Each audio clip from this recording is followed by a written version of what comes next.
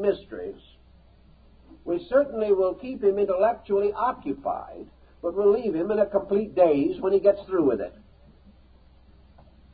I doubt very much if any such program can substitute for a good, straight, heart-to-heart talk with ourselves.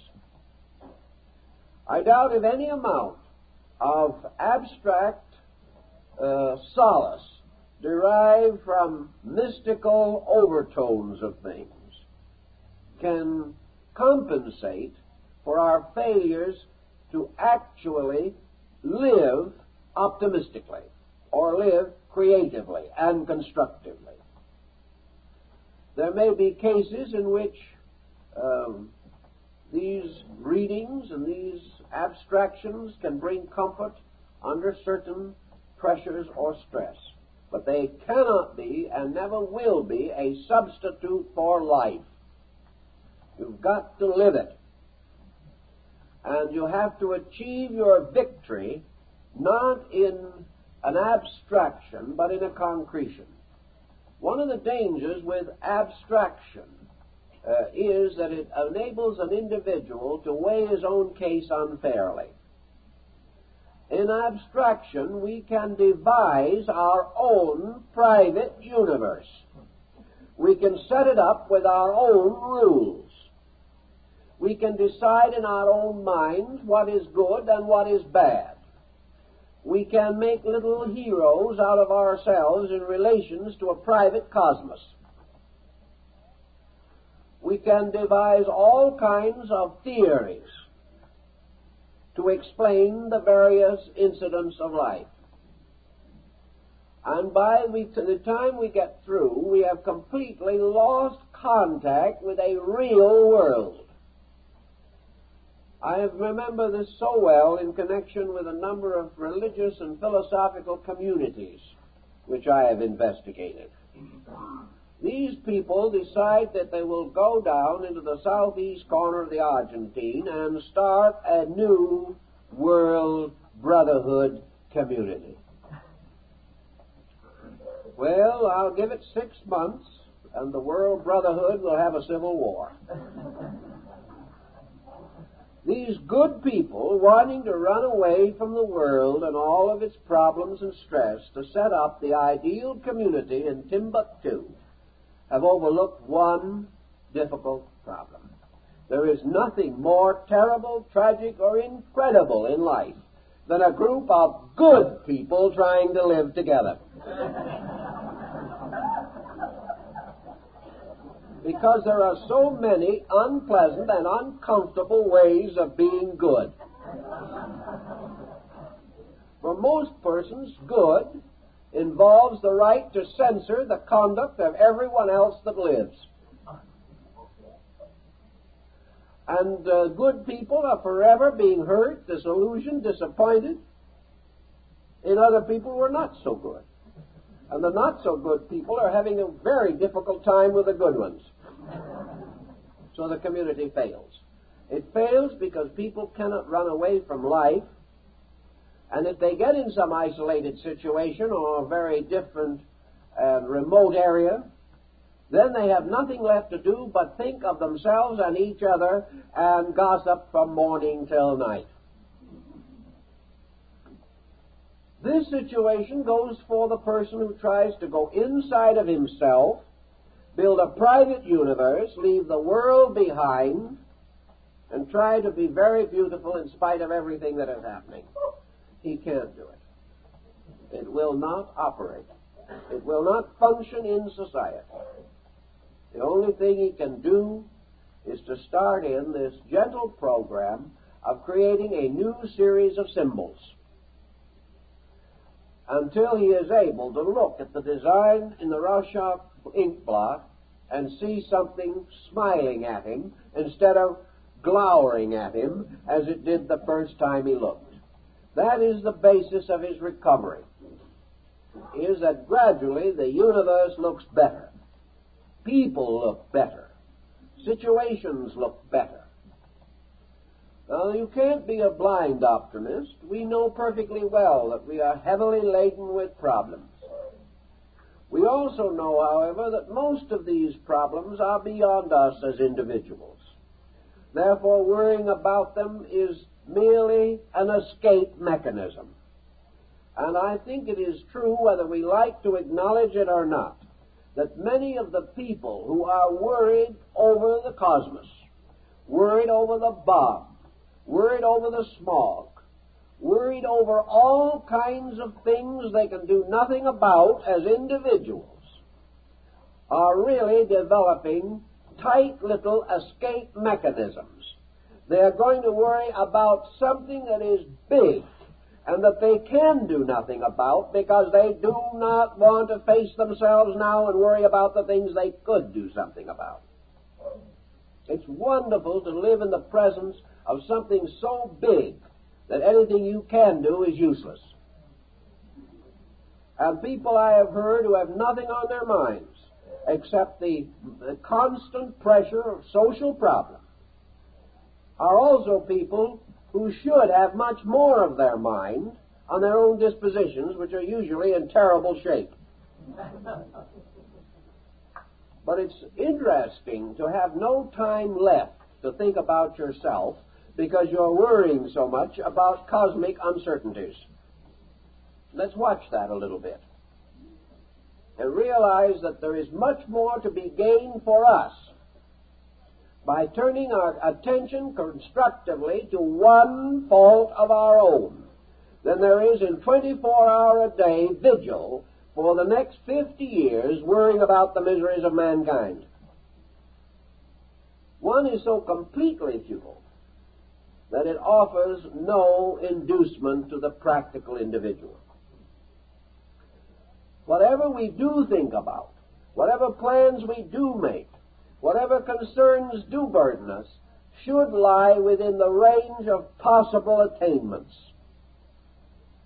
We should not give much time to a situation which is completely beyond our capacity to influence. The only way we can influence a collective is by gradually making ourselves a positive unit in the collective. For collective problems, our own individual achievement is our only offering. The collective is made up of persons like ourselves. And if each of those persons would take care of his own nature, the collective would look much better. Thus, the only answer in every instance lies that our first step is always the clearing of our own position in relationship to life. Around us today, there are numerous opportunities for activities.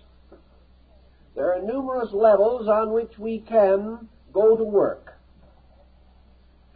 There are things that every person can do that will create changes in his psychic integration. Most of these changes arise from self-improvement. Therefore, sometimes it is necessary to take a look around and see what can be done in this direction. Almost any form of advanced knowledge gives the person an instrument of skill or of self-directive, or at least of constructive interest. I know friends who have taken weaving, for example, not because they expected to make cloth by the 100 yards. That wasn't the primary motive. But in the study of hand skill, they have suddenly opened a universe to themselves. These people are now studying the methods used in Peru in ancient times, or by the Mayas, or by the Copts of Egypt.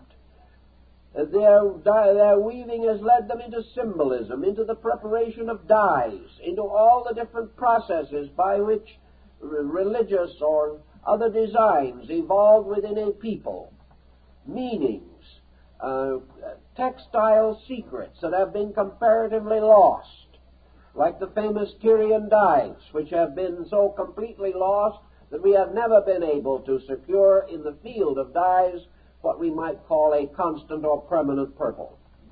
The color always fades out. With the Tyrians it did not.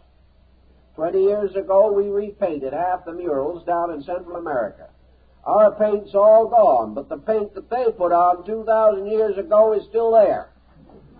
This challenges people. Now you can say, well, the world can get along without the paint. After all, when we've got a real worry on our minds, why bother about paint? It is true. The world can get along without a hobby or without going into these things. But can we? It is far better for us to be exploring the origin of primitive dyes than it is to be quietly and relentlessly killing ourselves with negative attitudes. We need an interest. Actually, it is hard to determine what interest is actually important. For like the Rauschuk test, the only interest that is important is the one that interests us. Some people feel that they cannot afford to have small interests in a big world. They'll have to, because we are all small people. And we're going to have small interests as long as we're here. And it is very important for us to have interests. And it is not a tribute to life to decline small interests and live with big miseries. And you'd be surprised how a small interest can cure a big misery.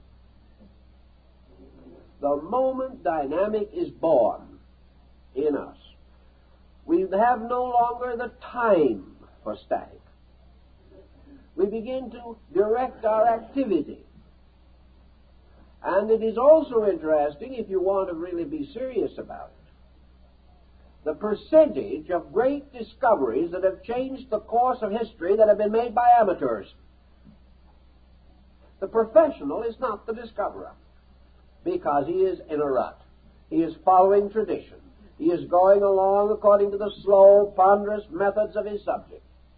It is some perfect stranger with little experience that will find the solution.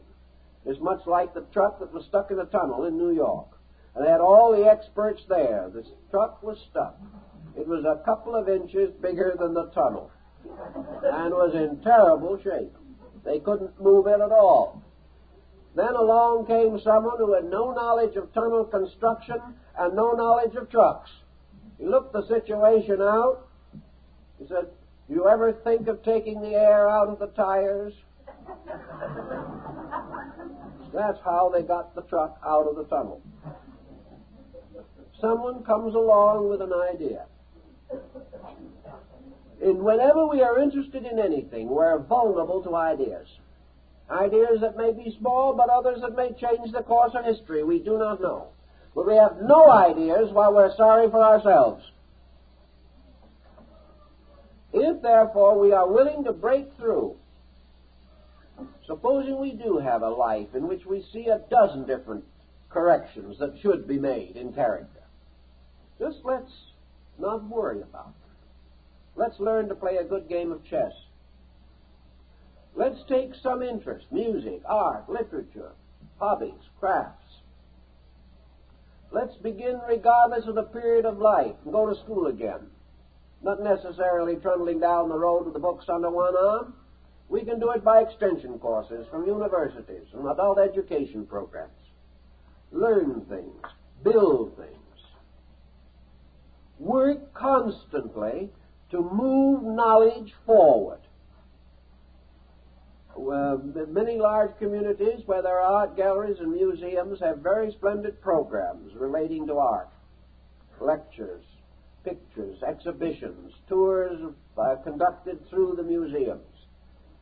Today in large communities there are cultural events of all kinds. The individual who begins to understand the importance of culture suddenly realizes that it is not measured in pennies and dimes, it is measured in peace of soul, in the ability to become adjusted, and to have this adjustment in turn reflect in every performance or action that we indulge, so that as a result of a different internal, we are suddenly better friends, better relatives, and more intelligent babysitters. whatever it is that we are doing becomes a richer experience only if we are richer people in value. And the tremendous cure for all faults is this enriching of life. Now, some persons also take the attitude that nearly all such avocational activities are expensive. That in order to be cultured, you have to be rich. This is not true. The average person wastes today more in trivia that produce him nothing than it would take him, than it would cost him to plan a very well-balanced, purposed program for personal integration. This is the kind of program that will save you the psychologist's fee, to start with. Cut down your medical bills. Cut down money wasted desperately in an effort to get out of a mood, or money wasted because you were in the mood when you bought something you didn't need and didn't want. With a very moderate expenditure, an individual can develop interests that will enable him to become positive to something. Positive to something that is not personal, and that is very important. Positive to a neutral thing. In other words, it faces him with another Rorschach test. But this time it is not an ink blot, but it is an activity which he must interpret, and which in turn he is able to modify himself by his own actions. By keeping with this kind of a program quietly, but with continuity, a person in 2 or 3 years can completely reorganize their psychic focus of organization.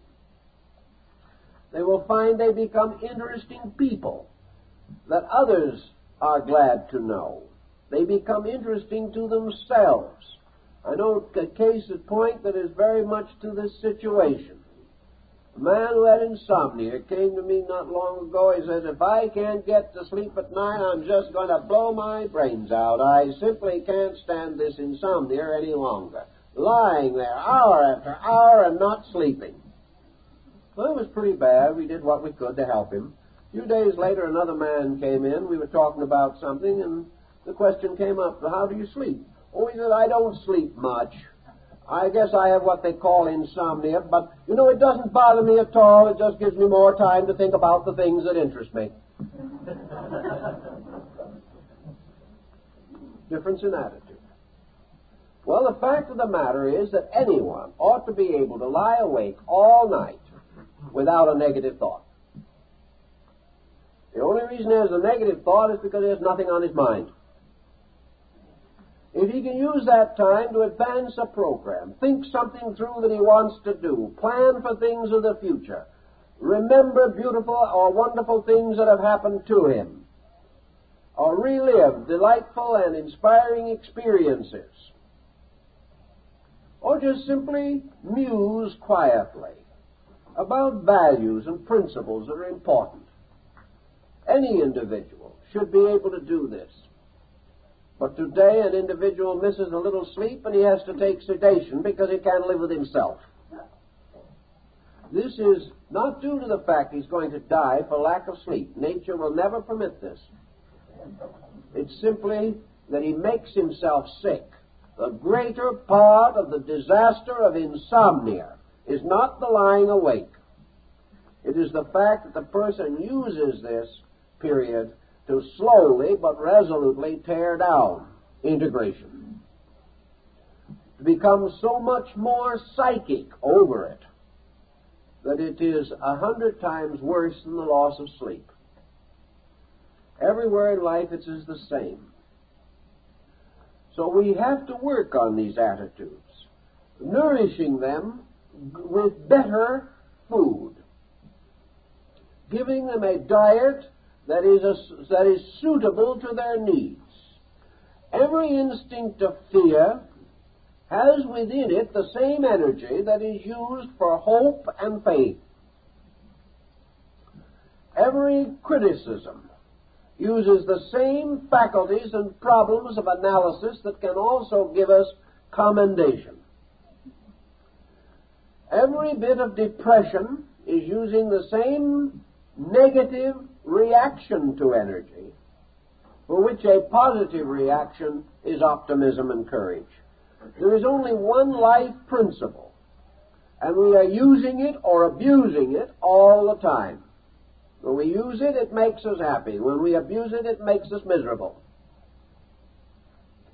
And when we are in habits that are too hard to break and too difficult to head into and just fight them day by day, we have this wonderful opportunity of forgetting about the bad ones and begin building new good ones. Building them slowly and patiently, not frightening ourselves to death or wearing ourselves to death, but building quietly a positive life. And if we will do this, the old negative life will be submerged in it and lost. Thus we transform the whole pattern and come in the end to a much better level of energy support. A good pattern is like nutrition, a happy project, something that makes us really enjoy life, is far more valuable to us than vitamins. Very often we use vitamins only to sustain our melancholy. They give us the rich vitality with which to be uncomfortable and unpleasant. Actually, if we are doing things that we love and enjoy and make sense to us, we have our energy. This constant deflation of energy is largely boredom, largely the individual unhappy because life is meaningless. So we supply pills to keep meaningless people going. What is more important is to supply meaning. Then people can keep themselves going. And you can run a good hobby on what you pay for pills these days. So try to get hold of this idea of simply building a new self, a new purpose of self. Using only such good parts of the old as are adaptable, but definitely striving to work out an interest and permitting no one to defeat you. Don't worry about the obstacle. Don't worry about the fact that the first line of interest may not be the final one. Break through anything that will help you to have new insight, new interest, new knowledge, new positive conversation, and new constructive thinking. Then just work with those new patterns. And in time, you will create a new world. And the universe around you will look better. The people you work with will look better. And you will look a lot better when you look in the mirror. There's nothing like reintegration on constructive patterns for psychological facelifting. It will do tremendous things. And we just don't fight these problems anymore. Just build something good. And just let the problems die of neglect.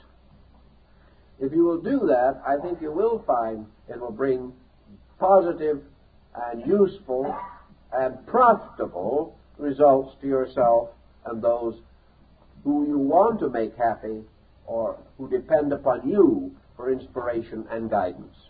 Time's up, so I have to quit.